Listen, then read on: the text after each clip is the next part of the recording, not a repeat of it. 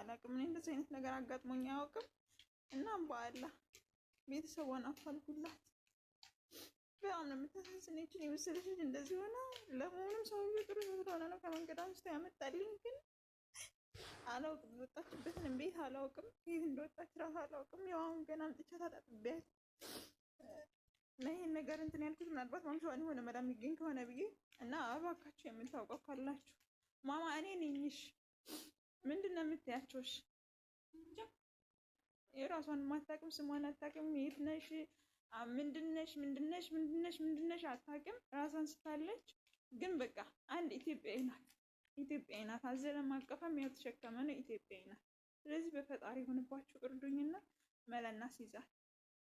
ይኸውልሽ አሁን አውሪ የሚያዩ ሰዎች ስላሉ ቪዲዮውን አይተው የሚያውቁሽ ካሉ እኔ አውቃታለሁ ብለው ይደውሉልኛል። እሺ ማልቱ ጭቴ ከናረት ተግራፍ ለፍት ሀፉቱ ሸከና ሀፉ والله العظيم بايه والفاتة والله وان كان نقوم بايه والفاتة بري أبو بيت لكن ففايتي والله مي مالت تنكيتشو تنقتي تنرد مالت لفتي سهافود obboleettii teennaa taa'uudhaan erga gatee Jaafar erga gargar baanii Jaafar geettee inni fuudhee dhagee obboleettiin teennaa tuni akka qalbii taatee samuun isii likkiin dalaguu bakka suuraa nama sanii qabattee karaara teettee buutii ammallee deebi'ee mootiyyuu mataatti illee shafanattu wallaahi waan nama baay'ee tokkotti nama miira namaa cabsuudha.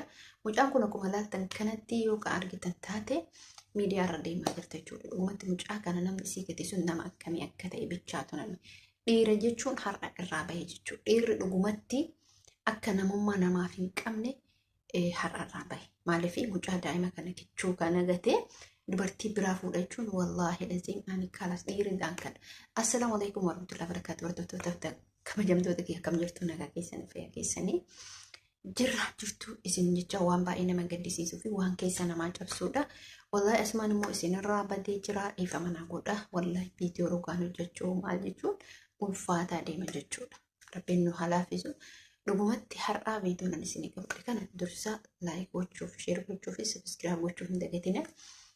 Viidiyoon akka isinii qabadhee dhufe akkuma argaa jirtan waa'ee mucattii amma miidiyaa irra deemaa jiru. Mucattiin kun dirqamatti miidiyaa irra deemaa jirti. Mucaan kun garuu akkatti olaaltan mucattii daa'ima mucaa ijoollee walloo na fakkaata. Wallaa hin beekullee garuu mucaan kun kichuu lafaa dhufaa jirti jechuudha. Suuraa isaa qabattee suuraa isaa gizee qabattee akkas taatu sani dhugumatti shamarran gaafa nama jaalattu dubartiin gaafa jaalattu yoo ati qilee buute qileessituu qabooti. Dhiira dhageeffadhu warra dhiiraa jechuudha.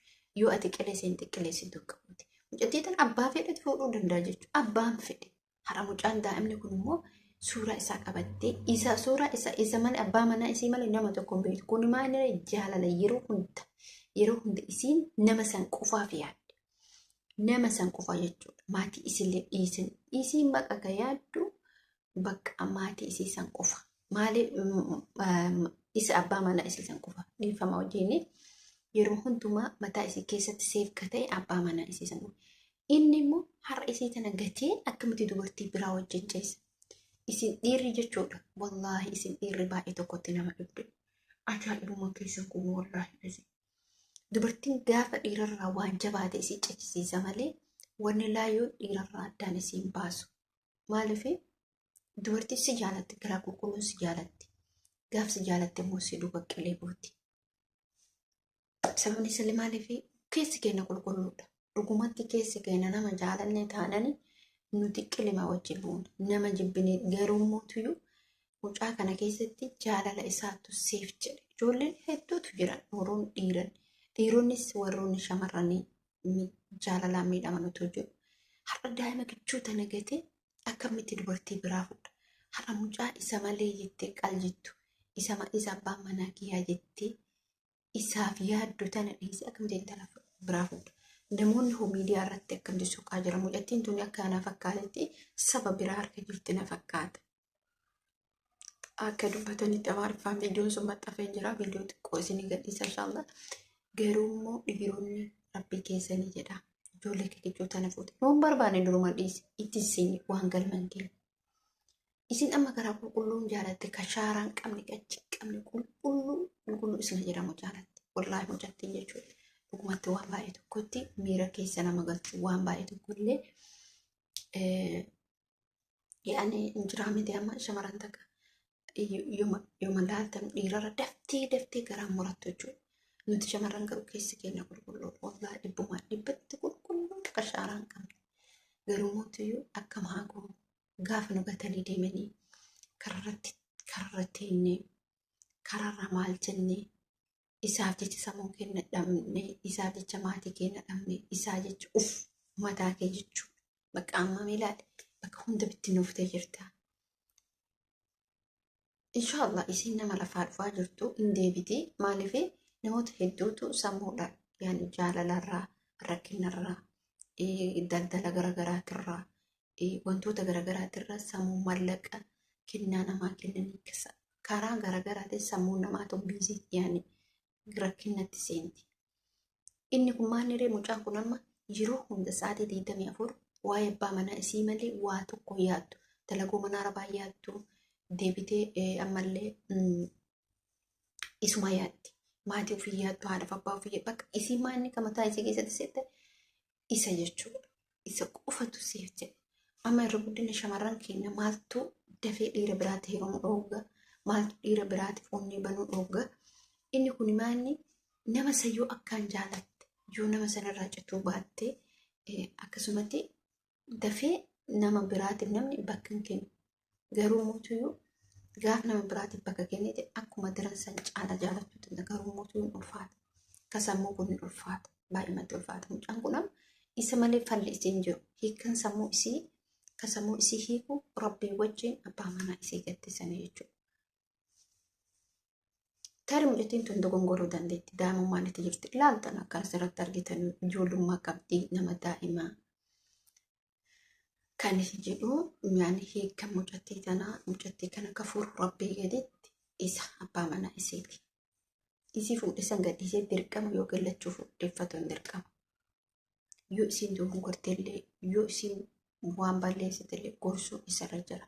Immoo akkuma argee maal godhee jechuun hin taatu jechuudha dubbiin akkanaa. Kun immoo waan fokkataadha. Maaliif bakka akkanumtu yoo guzee ilaaltanii jettan inni isin ilaalaa jechuudha. Mucaa daa'ima kana dogongoruu ni dandeetti. Waan namni ilmi namaa dogongora isirra yaada qabu dogongora isin immoo daa'imtuun har'a mootiyyuu yoo deebitee sammuu isii kana. Amma sammuu isii kan daa'imummaa kanaa yoo jedhu akkuma sammuun adeemaa jiru abdataa irratti illee rakkoo akkanaatu deemaa jira. Haa ta'u garuu abdataan dandaminnatii qaba. Amma akka mucaa kanaa taa'ee of wallaallee nama beekaa haasaa beekaa.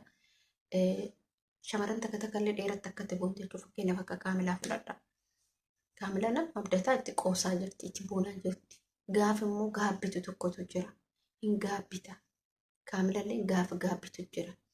Dhiirri jaalattu ka dubartiidhaaf sammuu dhabdu jira. Dubartiillee ka dhiiraaf sammuu keessumattuu dhiiratti hin qoosina. Dhiirrillee shamarranitti qoosuu hin qabu.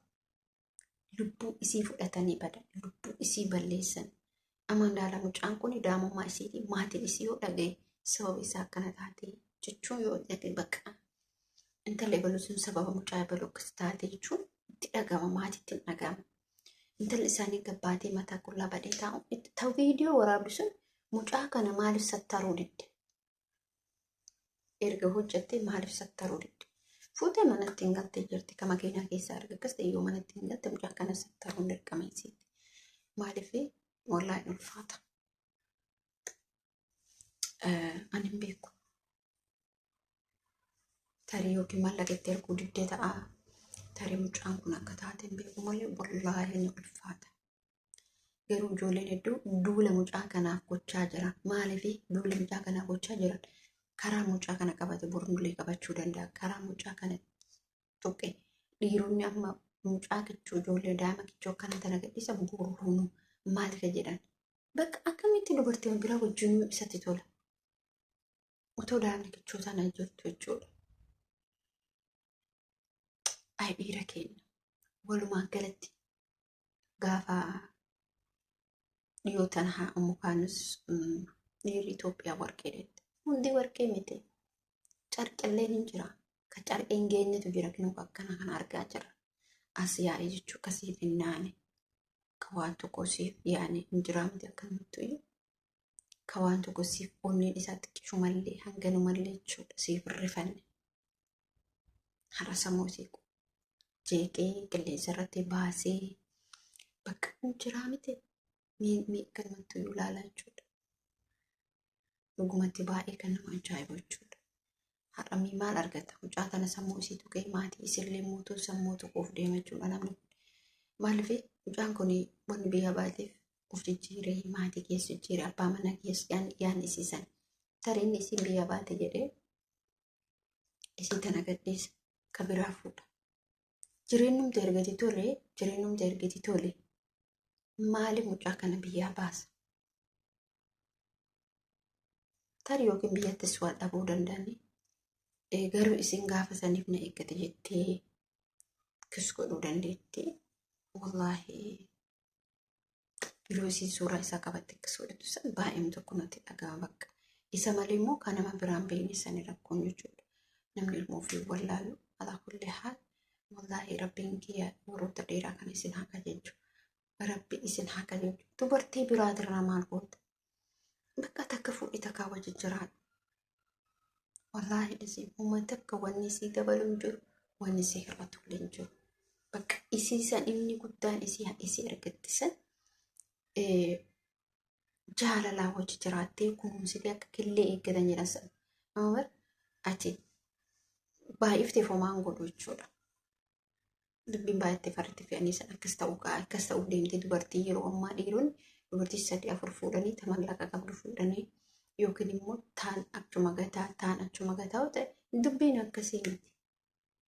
Inni jabaan dhiirri jabduun takkitti qabu san kunuunfatu isaati. Bakka sanduuqa waa tokko maaltu jira? Jiruu bareedaa jiraattaa, jiruu akka aannanii jiraattaa, jiruu yeroo hunda daa'ima jettu jiraata. Dhiironni hin beekan, dhiironni isaan ka barbaadan bakka warroota akkam jedhee isinitti hima. Warroota akkasiisan barbaadan. Isin haalaafisu warroota dhiiraa rabbi isin haala samaran illee dhiira isin jaallatee ittoo isiniif qabu yeroo keessatti hin gubina.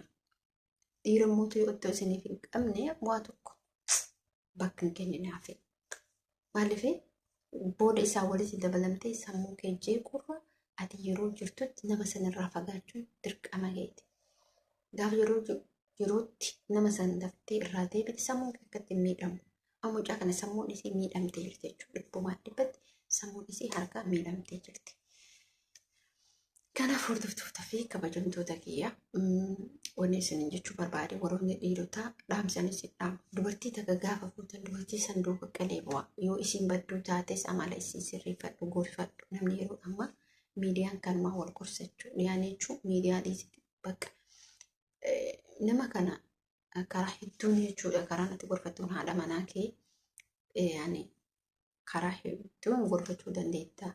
Yoo waan hundumaa hin beekne ta'es nyaatarraa ta'ee waa hundarraa ta'ee waan hundaayyuu bakka hin gorfatta jechuudha.